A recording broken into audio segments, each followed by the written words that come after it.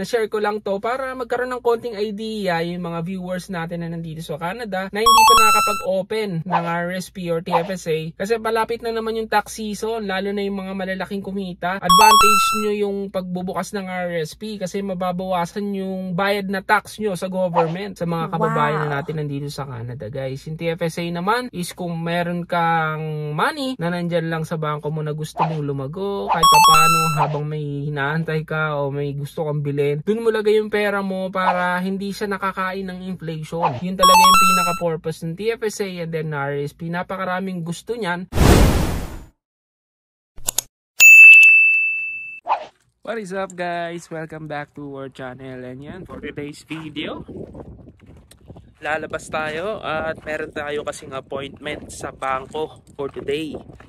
And itong appointment natin is mag-i-invest na tayo dito sa Canada, guys. So, kung ano yung investment na yun, guys, papakita ko sa inyo and i-explain ko din sa inyo kung ano ba yung investment na yun, guys. Is maganda din tong malaman nyo, guys, para meron kayong idea kung ano ba yung magandang gawin pag nandito ka na sa Canada, guys.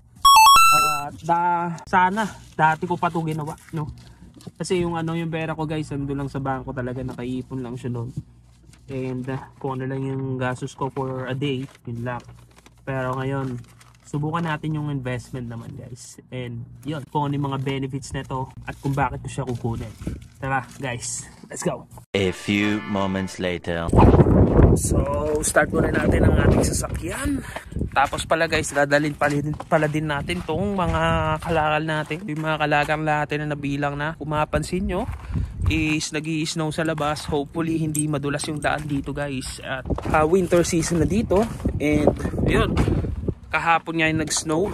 And pumasok lang din kami kahapon. Pagka-uwi namin, meron ng snow. Yun, ganito ang buhay namin talaga dito sa Canada, guys. Ang kalaban mo dito kapag aalis ka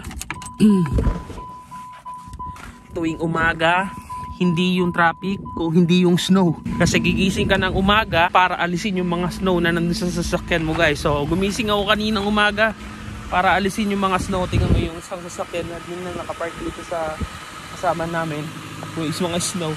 So akin, niready ko yung sasakyan para mamaya, so yun nga, dire-diretso na lang tayo at hindi na tayo mabala pa sa pag-aalis ng snow, guys, no? For people na hindi pa naka-experience ng snow, sa kanila is napakaganda. Which is ganun din naman sa akin nung unang pagdating ko dito sa Canada. So tayo ngayon hindi na natin ginugusto, guys, no? So ito na, guys, lagay na natin. Gaganyan din tayo. Yung mga kalakal na yan is binibenta din natin. Kasi, guys, alam nyo ba dito sa Canada, sa mga hindi pa natin nakakapanood sa video natin, is itong mga bote na yan, parang sa atin sa Pilipinas, pwede ding mabenta. Maganda dito kasi sa Canada, guys, is kasama yung bote sa binabayaran mo pag bumibili ka sa kanila. Meron silang deposit na 10 cents kada isa. Tapos kapag binalik mo na siya sa depot, bibigyan ka nila ng 5 cents naman. A few moments later. So yan, guys, dito na si Darlene. Babiyahin na tayo, guys, and hopefully maging safe tong travel natin ngayong araw na to.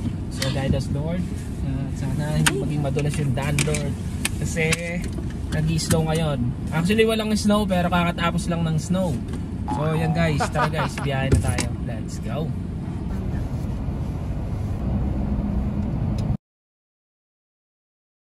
Zoom mo. So yan, guys, tignan nyo, nakalagay yung stop sign kahit sa kabilang sa kabilang way naka-stop sila, tapos kami din dito sa likod naka-stop.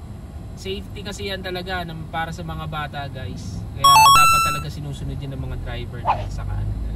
Ngayon naman, guys, nag-stop yung bus doon talaga sa mga area na nag-aantay yung mga magulang nila. Kasi iba, syempre, usually transportation talaga dito, guys, talagang sariling sasakyan. Kaya yan, tingnan nyo yung mga nanay sa gilid. Yan sila nag-aantay. Tapos dyan na lang hinihinto ng bus para isakay yung mga anak nila. 1 minute 37 seconds later. So na, guys, dito na tayo sa junction. Baba lang natin to, guys. Let's go.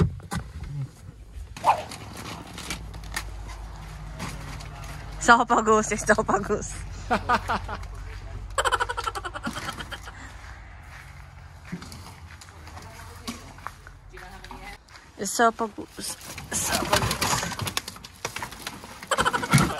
Daan pala na, guys, is bilang na, kaya buka na lang tayo ng pera. Sopagus.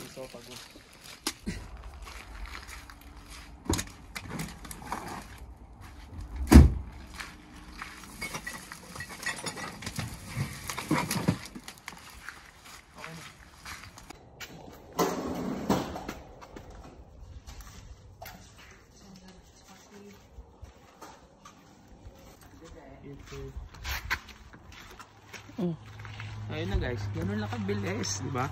Ay, nilaglag pa, oy. So, ano na to? $28. Diba? Oh, ito na guys, oh. Tingnan mo, umabot siya ng $28. So, ito yung buo, $20. So, may ganyan naman yung pera, oh. Kinis pa, hindi hatang junk shop galing. Meron ko sa Pilipinas na napakadumi na to guys. So, ganun lang kabilis siya. Namin napapalit. Dinala na namin ng bilang. Nakuha namin kagad yung pera. Hindi na kailangan namin magantay.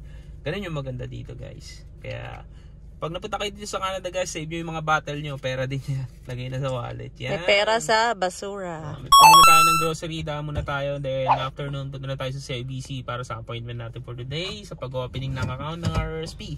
So, let's go. A few moments later.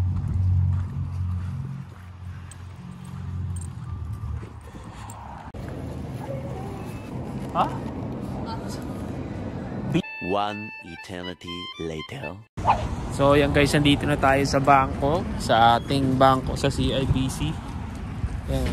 Pasok lang tayo sa loob at hanapin natin yung ating financial advisor. Kung ano ma-advise sa atin. Tiffany ang name guys. So tara, let's go.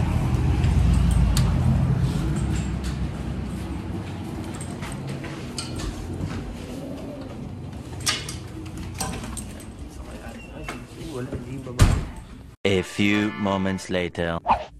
So ayun guys, tapos na kami pumunta doon sa bangko and nakapag-open na ako ng RRSP ko and TFSA. Yung nabanggit ko sa inyo kanina, ang bubuksan lang natin sa RRSP. Nagbukas na din tayo ng TFSA sa bangko natin at nagpabook ako mismo sa bangko. Ang iniisip ko kasi para mas safe sa pag-transfer ng fund doon sa mismong RRSP and TFSA na account ko. Nga po pala, ang RRSP stand for Registered Retirement Savings Plan. Ito yung may na-accumulate din kayo na interest kung ipapasok nyo siya through GIC, through mutual fund, and kung ano-ano pa mga investment, bonds, or kung ano-ano pang investment na gagawin nyo doon sa account na yun guys. Disclaimer lang guys, no, hindi tayo professionals. Ito lang is based lang dun sa na mga nabasa ko, nakita ko, and then sinabi sa amin yung financial advisor din sa CIBC. Kaya kung kayo guys gusto nyong mag-open ng RRSP or TFSA dito sa Canada, RRSP para mas mapababa yung tax income, yung tax na mababayaran nyo dito sa Canada para mas makasave kayo. Kapag winidraw mo naman siya is meron kang tax na babayaran. Lahat na pera mo doon, pwede mo siyang gamitin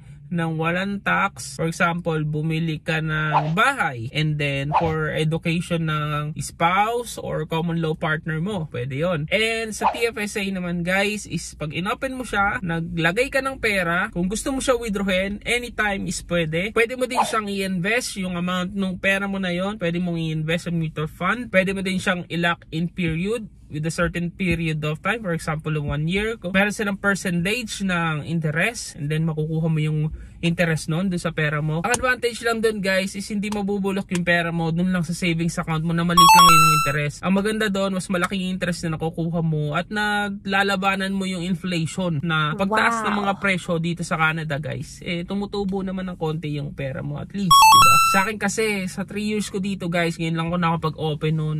And yung pera ko is hindi naman nadadagan o walang increase. Nito lang din ang mga minag-savings. Yung savings napakaliit lang talaga ng interest na dinadagdag sa amount namin. Kaya nakapag-decide din na mag-open ng RRSP and TFSA. Kung kayo guys is gusto nyo pang mas malaman kung ano yung difference ng TFSA and RRSP, is maglalagay tayo ng link sa baba para magkaroon din kayo ng idea kung ano ba yung difference sila at kung ano yung best para sa inyo. Tapos try nyo din pag-aralan kasi ang masasuggest ko talaga is okay siya para sa mga newcomer and then mga nag-iipon and then may plan for your future and mga plano na bumili ng bahay dito sa Canada, bumili ng sasakyan na tax-free, na hindi ka na magbabayad ng tax gamit yung mga account na yun guys. So ayun guys, I hope na nabigyan ko kayo ng idea sa ating channel and maraming salamat sa mga nanonood and dito ko na lang tatapusin ang ating vlog and di ko alam kung may naintindihan ba kasi sinabi natin. Pagkaya nga ng sinabi guys, disclaimer lang po is hindi po ako professional and itong mga sinare ko sa inyo is ano lang, nabasa, napanood and idea ko lang and sinabi lang din sa akin ng financial advisor natin dito sa CIBC Bank. Kaya guys, kung gusto nyo nga na mag-open ng account, nuulit ko po, check nyo po yung link sa baba and try nyo po siya basahin para magkaroon po kayo ng idea kung ano yung... Ayun na guys, hanggang dito na lang. Have a good one.